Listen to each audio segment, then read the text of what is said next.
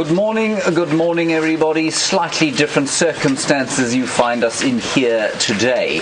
You are on a live safari, sort of. It's raining here in marvelous Africa, from the coast of Mozambique all the way to the west of the Drakensberg. There is a thick bank of cloud that is depositing Africa's richest blessing down on a parched land. My name is James Henry. To my right is Stefan Winterboer. Good morning.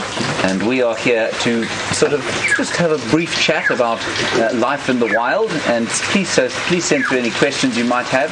Hashtag Safari Live, questions at WildEarthTV. We're going to talk about a few things that we saw yesterday. And the reason that we are not out on drive, as we would normally be, or on walk in Steph's case, is that it is raining. Very pleasantly raining. It has been raining since about 2 o'clock yesterday evening. And we think this is a decent shower. We've probably had about, 20 millimeters? I would say. Easy. So 20 millimeters was just under an inch, which for here is pretty good, and I think this is going to result in a very nice flush of green grass. I have not in fact grown during the night. I'm standing on a log. That's why I look slightly taller than Steph. He is in fact much taller than me in real life. Now, we had a lovely question from Paddy that we'll both answer. He wanted to know, before we sort of get you into some of the clips that we've got, if we could bring one animal back from extinction, what animal would that be? What would you... I mean, I must say my first thoughts always go to Jurassic Park and all these weird movies that you see on TV. And I'd probably say I'd love to see a Tyrannosaurus Rex or a Brontosaurus or one of those whale things with the flippers that stick out in all four directions. I think that would be quite nice. Yeah. Astonishing to see something that enormous. I mean, what did the Brontosaurus weigh? Not as much as a blue whale, funny. Oh. So a blue whale is the heaviest thing that occurs in the universe, so far as we know. Really? So far, yeah. And caused, as human beings, apart from the extinction of every other hominid species in the world, we also caused the extinction of a huge number of marsupials in Australia. All the saber-toothed cats, they reckon that we probably took care of, and of course the woolly mammoth. And so I was thinking somewhere along the lines of a saber-toothed tiger or perhaps a woolly mammoth would be two of the animals I'd quite like to see. Nice one, Paddy. So, we'll take you into our first clip. Yesterday we saw some fairly unusual behaviour from some impala. Brent was on drive, and Steph's going to talk us through it. He's got some theories as for why it was happening, and it was two impala rutting basically well outside the rutting season. Of course, the lambs are about to be born hopefully at the end of next month. So take a look at this and we'll discuss it when we get back. Oh, there we go. You can hear that. Where are you guys going?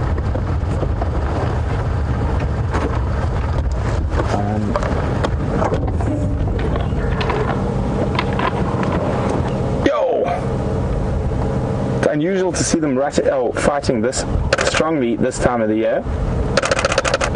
Oh, almost looks like they got locked there for a second.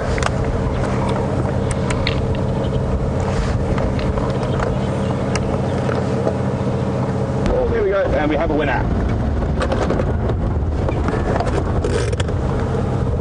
And he's certainly pushing home his advantage. They might come back across here. Wow, look at them go.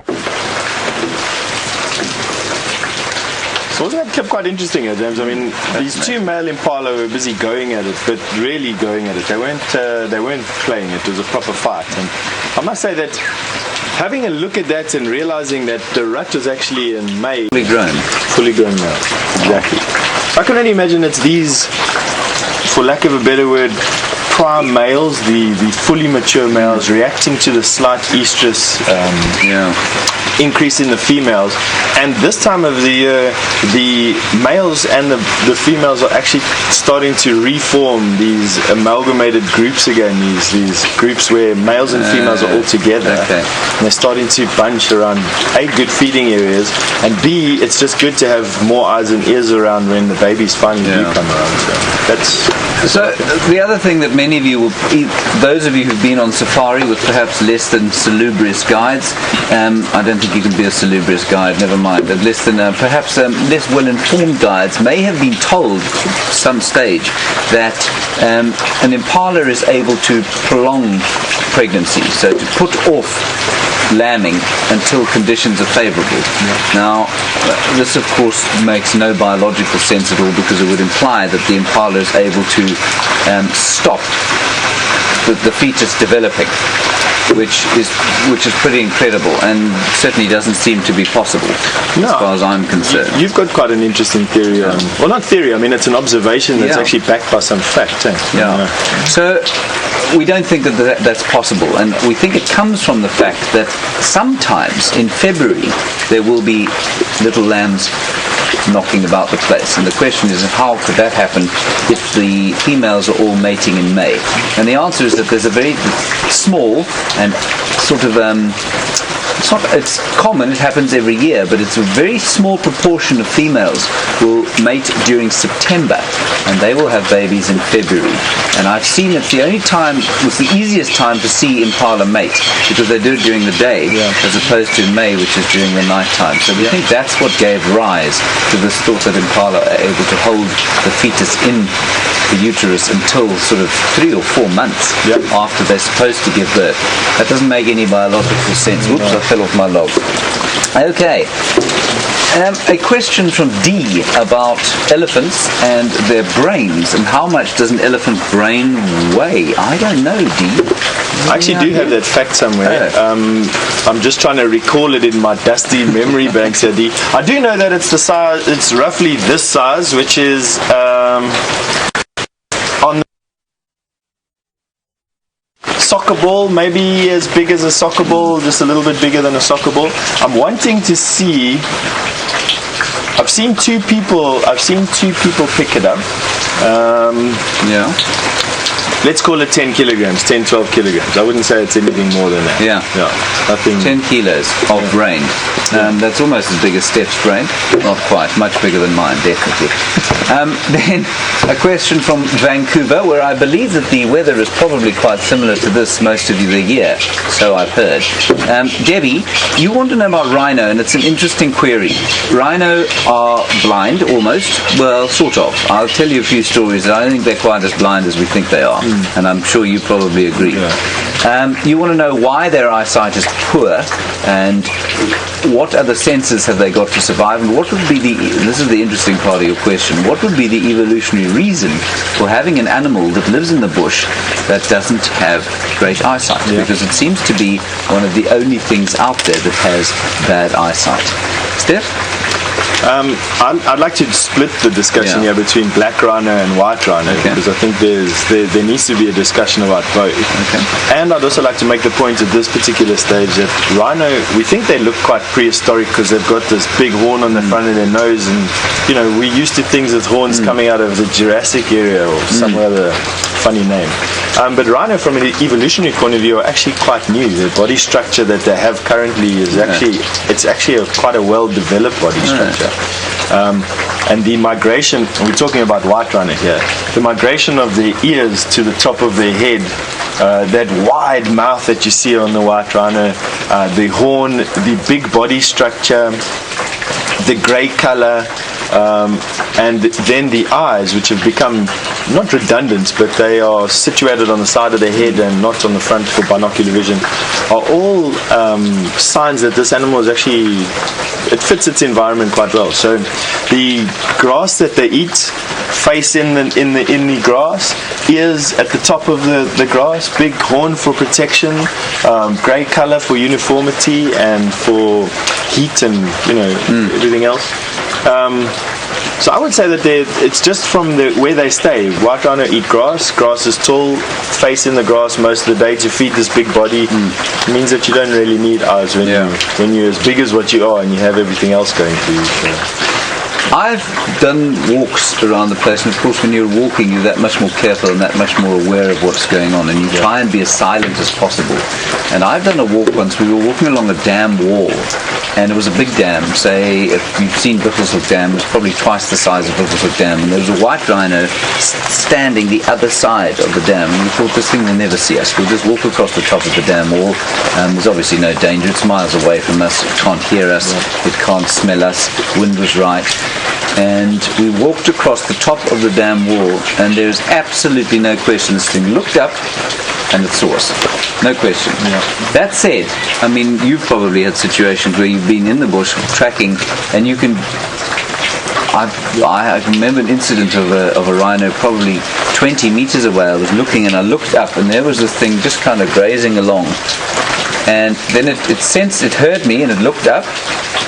Now, did it see me? It didn't feel like it saw me, because I walked very silently off to the right, and its head didn't follow me at all. So whether it was, it was kind of looking around, whether it couldn't see me or whether it just didn't care that I was there, I don't know.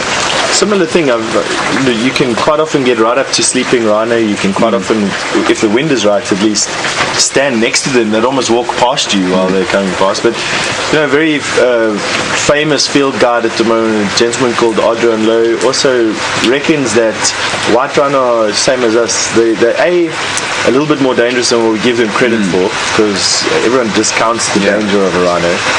And B, that their eyesight is also better than what we think it is. They just react better to movement, it seems, and contrast than actual seeing you in the bush.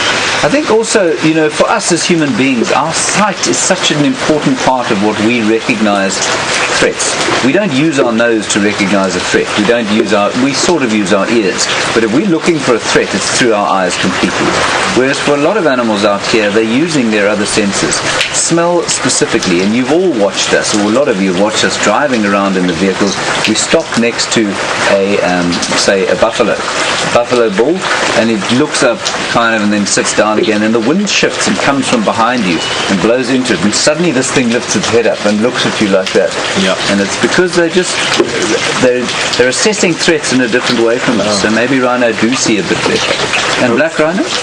Black rhino, I think their eyesight is definitely better than white rhino, and I think, for me at least, if you take the two parts, their habitats, even though the bush that black rhino inhabit is also quite thick and leafy generally, they definitely have a better visual sort of, how do I say, adaptation. They definitely see better than what white rhino do for me. But once again, thick bush, lots of leaves, lots of trees. They don't really need their eyesight as much as what would need a better eyesight. Giraffe, for instance. Lion, perhaps. But yeah. Then, onto a different subject. Edward was asking about vultures. And Edward, you want to know the decline in vultures. Is there any noticeable ecological effect in an area like this to the sort of declining numbers of vultures? That's an interesting one. When I arrived here at Djuma, it was after it was a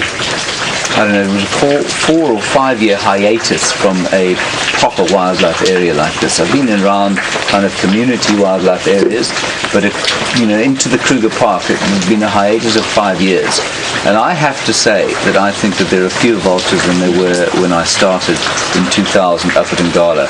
I mean, you wouldn't, if something died, anything died, there would be an immediate dissension of hundreds of birds would come flying out of the sky, plumes of them, and now it's just, notice the same thing? I noticed an interesting article yesterday, was it yesterday? It might have been Saturday or Sunday in the Hoedspruit Herald or whatever you call it, the local newspaper at least anyway. And they had found that the local communities here, there was an increase in the muti trade in vulture products. Now, muti is I suppose a colloquial name for bush medicine or bush cures, and quite often is very similar to how primitive medicine would be. It's attributed to certain facts. So better eyesight, for instance, you'd eat the vulture, part of a vulture, and you'd be able to see better, or deal with a cold better. I don't know what it is, but definitely people are poisoning donkeys. They're poisoning carcasses next to the road, waiting for the vultures to come, and then taking those products and selling it. Unfortunately, and I think that is it's a steady, but it's a definitely. And I think the days of farmers poisoning carcasses are probably in the past. Tremendous number of poor people on the edges of the park. Up to, I've read 9 million. I know it's probably not quite that many, but it's at least 4 million people live on the borders of the western borders of the Kruger National Park.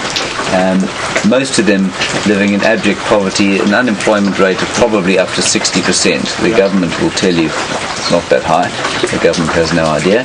60% of the people not working. People are desperate.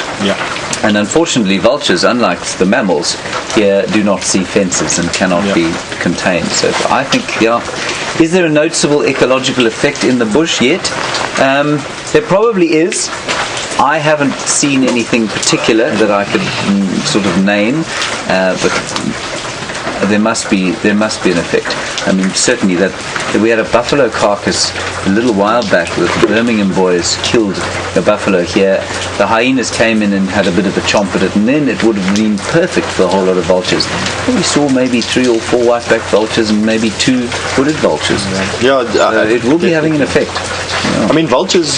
Vultures, in my opinion at least, eat more meat per year than all the other predators and scavengers put together. I think they have a massive effect on the environment. And I think, I don't know the runoff of it would be more bacteria, more diseases, nutrients not spread over a very wide area, so you're getting concentrations of nutrients. So you're going to get impacts on certain communities of grass, I suppose. I think it's effects that we wouldn't necessarily see, obviously, but after a lengthy period, I think that we probably would. All right, let's move back on to the woolly mammoths. There's an interesting sort of discussion going on. Barbara, Teresa, and Beast. I think Beast, you're in Texas. Barbara, I think you're in British Columbia, and Teresa, I'm afraid my small brain has forgotten where you are. Or we could just offer condolences for losing the rugby on Saturday. Well, quite, yes. If you're the same Beast. Yes, quite. Now, you were asking about woolly mammoths, and the crux of the discussion here is they have found or extracted DNA from a woolly mammoth found somewhere, I think in British Columbia, in Canada. And is it possible, or what do we think about the fact that scientists seem to be close to cloning a woolly mammoth? And I think they're going to, if they do it, they would use an elephant as a surrogate mother. What do we think about that? What do you think? I know they're trying to do it with that extinct zebra, that quagga in South Africa. I know there's been attempts to get dodos back on track and to use it as a mechanism to reverse extinction of a species that's already past that threshold, where there's just not enough. What do I think about them doing it for the woolly mammoth? I suppose I'd have to say that if they're using it as a base to save future generations of animals that are on the brink of extinction, for instance some tigers or the cheetah, something that's alive today, I wouldn't have a problem with it. But to bring something back from the dead, purely because they just want to bring something back from the dead, I suppose that I have a little bit of an issue with. I think for me it would depend very much on why it went extinct. So was it an anthropogenic effect, or was it a dinosaur that was wiped out by a giant meteor that crashed into the world? For me, I think a mammoth is probably at both ends of the scale there. A mammoth, they probably went extinct because of us, but obviously there were huge climate factors involved in that as well. I think the world warmed up a great deal, and that probably contributed substantially to the extinction of mammoths. But things like mastodons and that sort of thing, I think it's an interesting one because. So the dodo is completely our fault. The quagga is completely our fault through overhunting. And that's in the last 200 years. So if they could do that, I would say go for it if you can. But You see, the thing is, as soon as we start fiddling, where does it stop? where does it stop? A, and B, what are the actual effects going to be? We as human beings are very good. I remember reading about there was a comment made, I think at the end of the 20s, when they discovered the atom. And one of the famous scientists said, we've reached the end of history, i.e. there's nothing else for us to learn. We now understand the way the universe works. From here it's basically just filled. We'll be able to figure everything out, from sickness to medical conditions to weather patterns to everything. And we now know that we know far less than we thought we did, and every day we realize how much less we thought we knew, if that makes sense. And what's really important is that this biological system is a suite of variables that very few of us understand in its entirety. There was no weather predictor today. We still are unable to predict the weather effectively. We are totally unable to understand biological systems correctly. We don't understand the human body correctly. And there are doctors who will tell you they do, but there are so many different diseases that we're unable to cure, unable to understand. And you start putting woolly mammoths back into the wild, we don't know what they're going to do. We don't know what diseases they're going to bring with them. We don't know whether they'll be resistant to diseases, perhaps introduce diseases. We've got no idea. And people who tell you that we do have an idea, I think are very scarily walking down the wrong road. Then, totally different tack, of course. We were walking yesterday. I was, and Steph should have been walking this morning, and maybe will this afternoon. And Barbara, you want to know whether we prefer walking, or I think it was riding or driving. So, I mean, there are actually 3 or 4 different kinds of safari you can do. You can go on foot, you can go in a vehicle, you can go on a horse, and sometimes you can go on a canoe or a bicycle. What's your favourite? I suppose it would depend, and I don't always just like walking. And walking is it's nice, you get into the bush and it feels okay, but there are certain times you just don't want to walk. When the bush is very thick, it's not comfortable to walk, you get snagged up on everything, or when it's very hot or very cold or blustery. And drives are nice when you want to go and see a different place, or you want to cover a large area. I'm not a big fan of bicycle safaris, I must be honest with you. I don't mind riding bicycles, I did for many years, but it's not my favourite form of getting around in the bush. Risky. It is. Although in some areas. Evidence suggests that it isn't, but it's not for me. Canoes, once again, I've been terrified on canoes by hippo and crocodile and elephant, funnily enough, and although it's nice and it gets done, and I appreciate what people are doing for the safari industry with canoes, it's not for me. And you? What do you enjoy? For me, I mean, I enjoy walking. Like yesterday evening, Andrew and I were walking around. It was a gentle kind of stroll through the bush. We weren't tracking anything. We were just looking and being careful and listening and just enjoying being on foot. And for me, I think it does depend on the time. I've done a horseback safari. What did you think of that? I think it's fun. I do think that with predators, though, it's you need to be in an area where you really can't see a decent distance. I think to do it in thick bush is probably a little dangerous, because there's no question that a lion on foot. I would rather see a lion on foot than I would on horseback. You don't know how the horse is going to react, A, and B, you don't know how the lion's going to react to the horse. And elephants? Elephants I saw, and elephant were fascinated. And I think, as long as if you're in a safe area, I'm pretty comfortable that you can outrun an elephant on a horse. I think the elephant would give up pretty quickly. And being on an elephant? For an elephant-backed safari? I'm not convinced that's... I'm not convinced that's... I agree with you. We're not... I enjoy walking with elephants. There's a couple of places in Africa where you can be part of the herd and walk with semi-tame elephants. That, for me, was fascinating. But being on the back of an elephant... I believe in karma here, and I don't want anything to be able to return the favor one day. So riding an elephant or eating a crocodile for me are no-go zones. I think with elephants it's interesting because they are so I think they're so emotionally in tune that you don't have to necessarily tame an elephant to be able to walk with it. Yeah. It can become used to you without becoming domesticated and tame, which I think is amazing. And you see those incredible pictures, especially in Mana pools, of people sitting on the ground underneath trees, and the elephants feeding all around them. Have you done that? Wild elephants. No, I haven't, and I'm really desperate to go up there and be. Does it only happen there is a question that I have. I mean, you see these pictures, just like James suggests, these enormous trees with people sitting with their backs against the trees, and these elephant bulls feeding around them, predominantly bulls. Yeah. But yeah, I've always been a bit nervous to try it here in the Kruger, even though bulls do relax around you after some time. Mama Z. Not Mama Z, someone else. I've never seen her before in my life. She was very confused. There's a child on her back. It's just how it goes out here, you know. Right. Okay. So that's walking safaris. And I think driving is great. If you want the high action, high sort of energy stuff, obviously a wild dog hunt with Brent Leo Smith is maximum energy, sort of Red Bull extreme sport. And then you get totally down to the walking side of things. So yesterday, Andrew and I were walking along. We were walking quite quickly because it was getting dark, and we were heading towards the vehicle, and Andrew said, "Oh, stop." And there he spotted what we're going to show you now. It's a snake. It looks like an earthworm but isn't, and I suspect the fact that it is, sorry, I'm talking rubbish. Here's the front end here.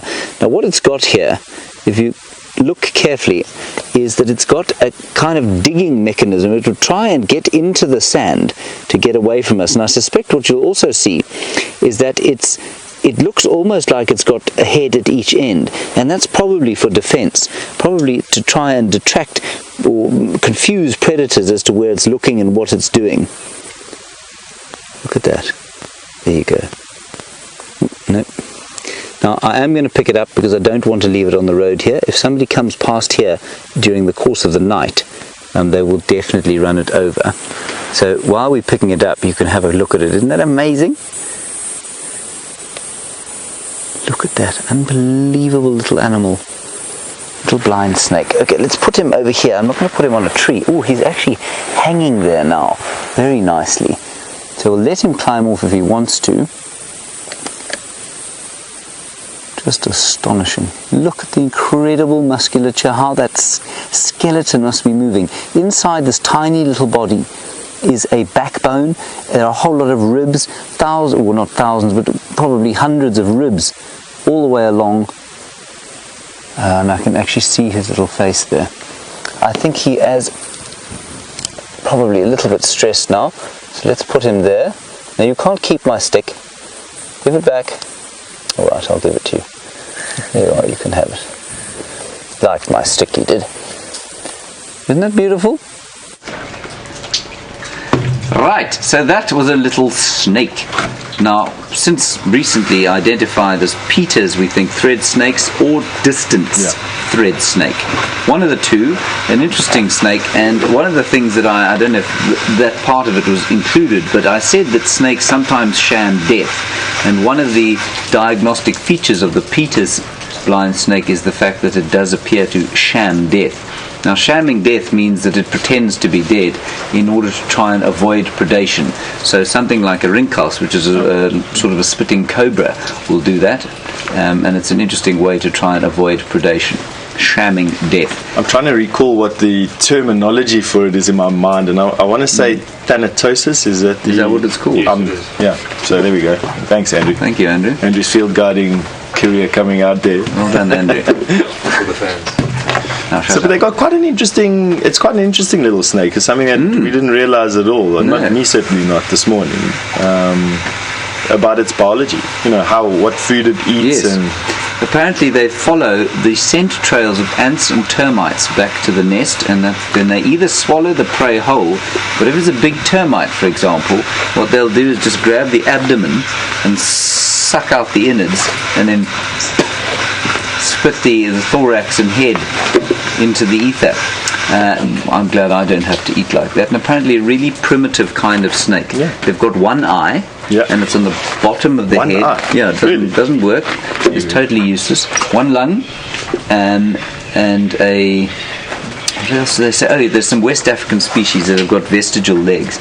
Now, vestigial means a kind of a remnant leg that is not used anymore. So you can see where it used to have a limb, and has a kind of little sticky outy limb. And so they're very primitive. It's a kind of nice way to see the development from lizards to snakes. So very fascinating thing that. The Peters or distance thread snake. Yeah. Right, let us move on. Brenda, you were worried about disease out here, and you were asking about rabies, and can elephants get rabies, and if so, how and what happens to them? We don't know about elephants specifically, but Steph reckons that all mammals can get rabies. Based on an article, we're having I wouldn't say an epidemic, but there's definitely an increase in rabies this year. Every year seems to have its own sort of thing that comes about in the dry season. It's been rabies this year. And I've read a lot of articles that have been coming through where I stay. They send out articles as, I suppose, warnings of some sort. And one of them stated that all mammals can get rabies. So I would say, based on that, which was written by quite a prominent vet, Tim Parker, in the area, I would say yes. But I've never seen an elephant with rabies, and up until literally this year, I've never heard of it. But apparently all mammals can get rabies. Things like kudu and impala, bushbuck, that would generally be quite afraid of people. Their symptoms are coming right up to you, excessive salivating, and being attracted to salt licks, which is where they transfer the disease through their saliva. Things obviously that are more dramatic would be wild dog and leopard. They get super aggressive rather than super docile. But it's something that we do take quite seriously, actually. I know every year it comes about. It has these cycles, but I want to say every couple of years, 5 years or so, we have a... Well, the last one I know of was probably 6 years ago in this area. And it's born of the fact, I think, largely that, again, the communities of people on the borders of the park here with no veterinary facilities at all. Often their dogs are very important parts of the family, and often used as hunting dogs, and they don't see a vet ever, so they never get inoculated against any kind of disease. And so when rabies comes through, it really does take off, and it's a real danger.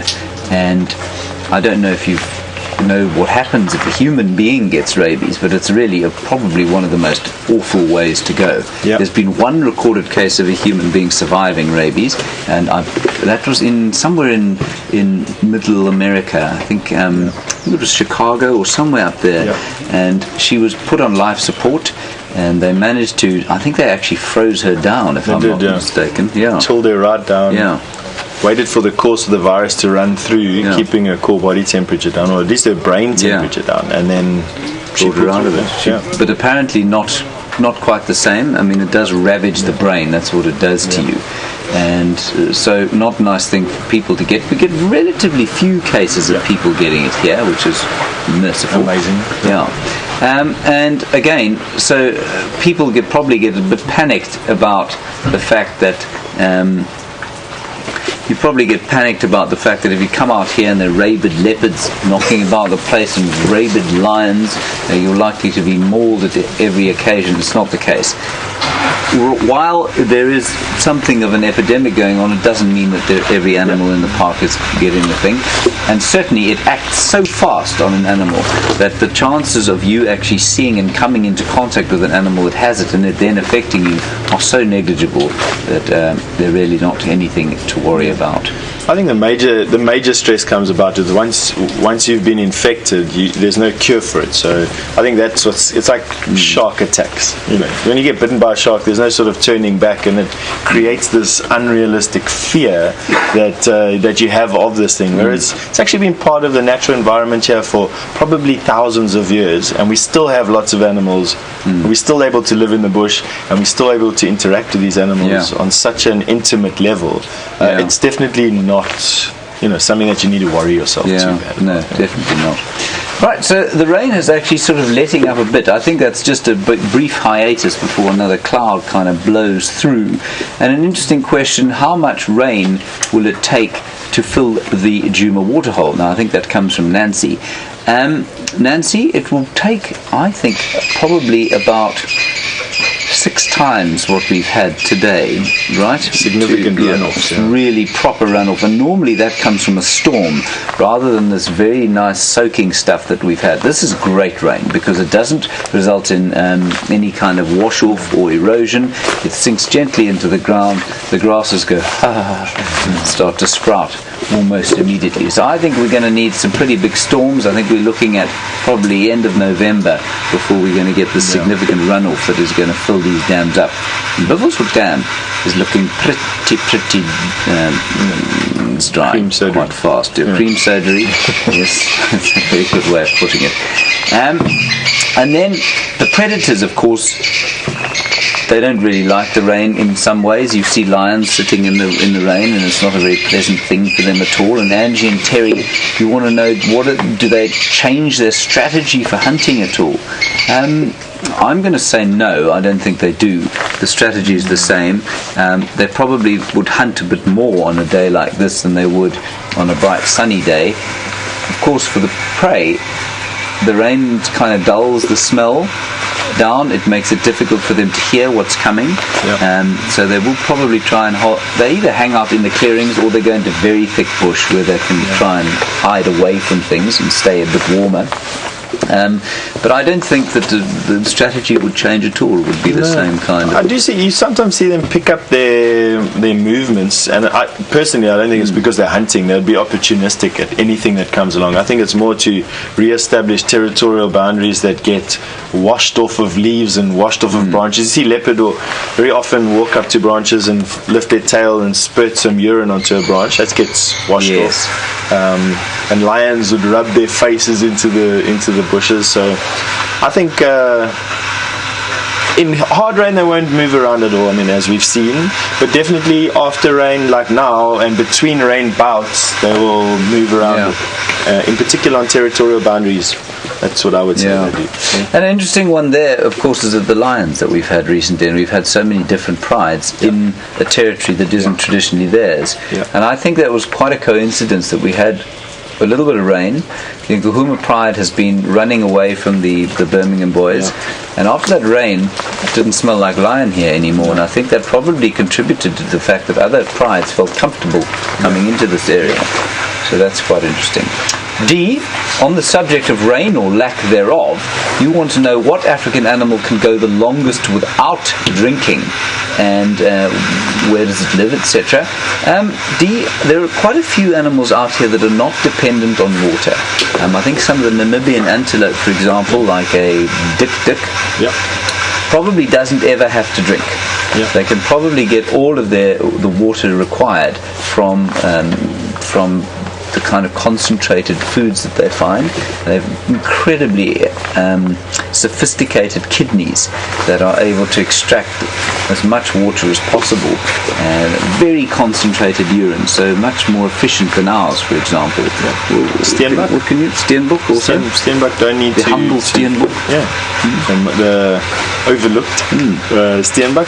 Definitely they don't need to drink.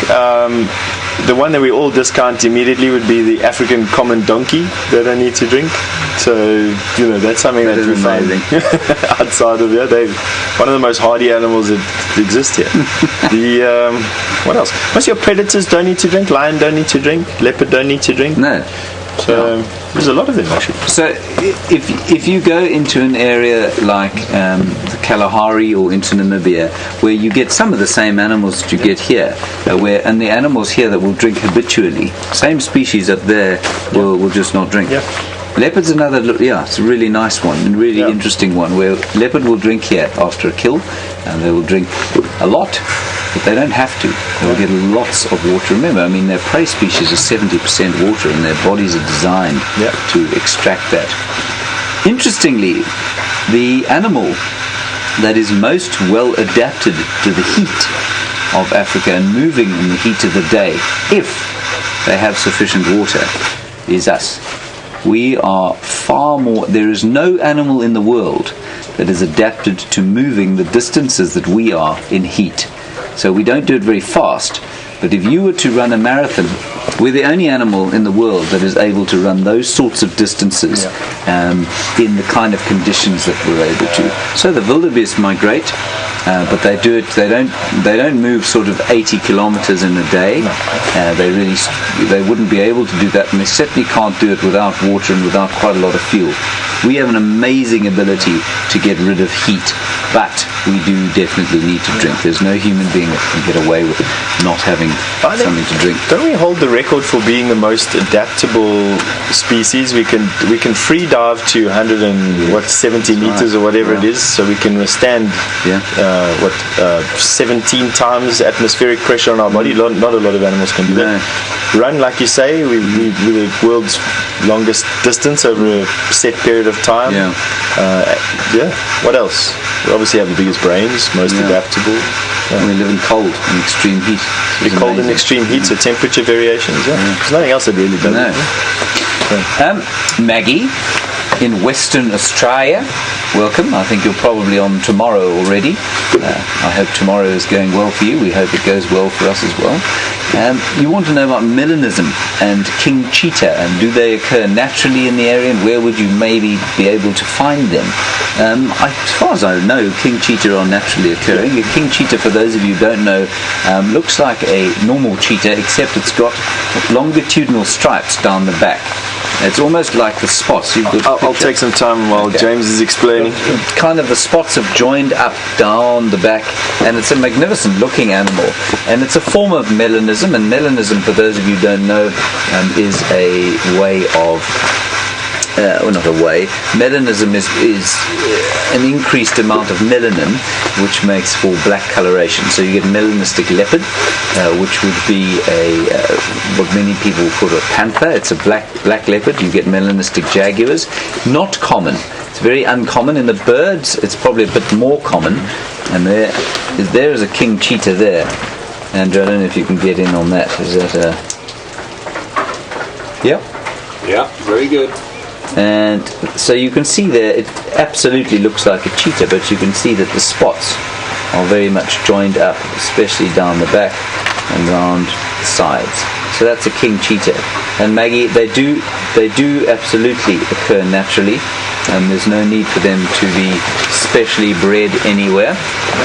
And I guess the thing is that people then, once they are found in the wild, often some people will extract them and then try and breed them for, I don't know, exotic animal parks, and of course for the minority of people in the world who would like to go and shoot something exotic like that, which is a great sadness. So melanism is probably less common than we think it is, because a lot of the melanistic animals that we see are bred in captivity, but it's certainly not a common thing at all.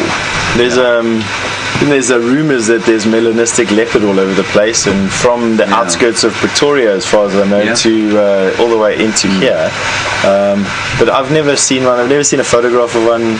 Obviously, as you get panthers. I've seen pictures of them.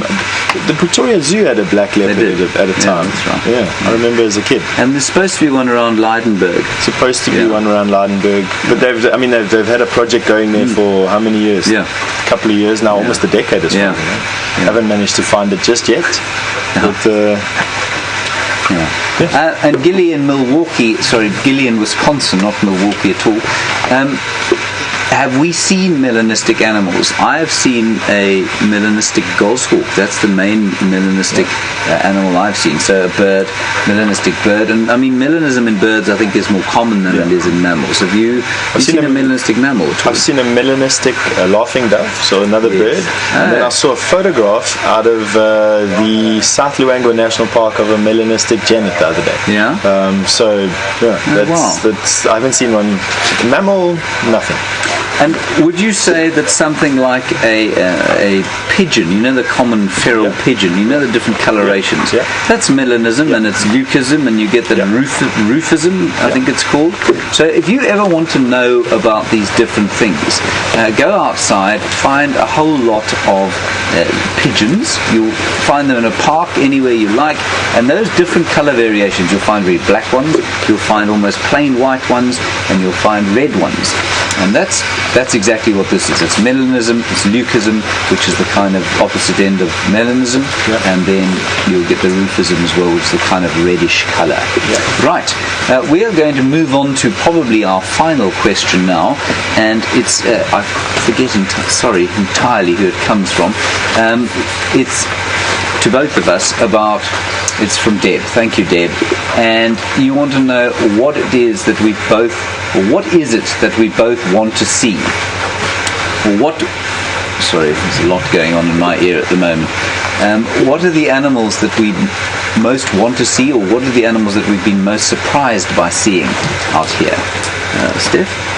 I want to see honey badger all the time. I quite enjoy them. They're very active, and they're always doing something, and they always look like they're getting up to mischief. And what have I been most surprised to see out here? Probably a cow. I've seen a cow in the Sabi Sands, just a normal domestic cow, and the story that surrounded this cow was insane. So there was a story of one of the chiefs in Mozambique who wanted to get to Huntington Village, which is a village lying on the opposite end of the Kruger National Park, and decided that he'll strap up his cow and ride it across the Kruger National Park. He made it and then sent his cow home, and we caught the cow on the return leg, trotting down the main road that joins Satara to Nwaneti. And that would have been surprising. That was very surprising. Yes. Okay, so Rebecca in Santa Barbara, you want to know what the most surprising event of our sort of safari lives is? That's pretty good. In terms of animals that I've been most surprised to see, or that I would most like to see out here, I don't know. I think we've seen pretty much the suite of species that can be around here. I'm always fascinated by seeing interesting snakes in this area, and I also, we see them often, but to see wild dogs is just the most wonderful thing for me. I think, and for me, the most surprising thing when I moved out here, what was the most surprising thing or most enjoyable thing for me being on safari, Rebecca? I think it was my first experience of seeing animals on foot alone. Having that experience of being unarmed, alone, and being that kind of real touch with the wilderness, where it's you and it's the wilderness, and if you make a mistake you're going to get into trouble. And that is apart from being an interesting experience, it was a really kind of touching experience, because it really connected you suddenly. Boom, I felt connected and plugged in suddenly to the wild, and that was the experience that had. Do you have a bucket list of animals that you'd like to see here? I don't think I do. There are lots of animals I'd like to see. I'd love to see tigers in the wild. I'd love to see a king cheetah. I'd love to go and see chimpanzees and gorillas. I think that those would certainly be well on my African bucket list to see. It's amazing how even after all these years of guiding, we still have so much stuff that we haven't seen, and that's just individual species, not even the behavior of species, which is a lifetime of wanting to see. And okapi. And okapi, yes, in the wild. Yes, exactly. No, I don't know. Out here in the Kruger National Park, I'd probably say there's a couple of the mongoose species I haven't seen, like Salu or Mellor's mongoose I haven't seen. I haven't seen a water mongoose. I'd like to see one of those. James quite right. A couple of snakes, a few birds I haven't had the pleasure of seeing. On the water mongoose, we're going to wrap the show up now, of course. In fact, the mist is now blowing into the garage where we're standing. I'm going to tell you a small story about the water mongoose. And I wonder if you haven't heard this before. And I've heard it from Shangaan people, I've heard it from Xhosa people who've never been in contact with each other. The water mongoose, I think down in the Eastern Cape, is known as Mvusi. And Mvusi is known as a chicken killer. And apparently the way that Mvusi catches chickens is to go into the chicken coop at night and it's a bit of a grim story, this, but I'm going to tell it to you anyway. And what it does is it inverts its bottom so that it looks like a tomato, sort of sends it, has some kind of a fold of skin inside the bottom, sends it out of the bottom, and it looks like a tomato, and it then faces towards the chickens.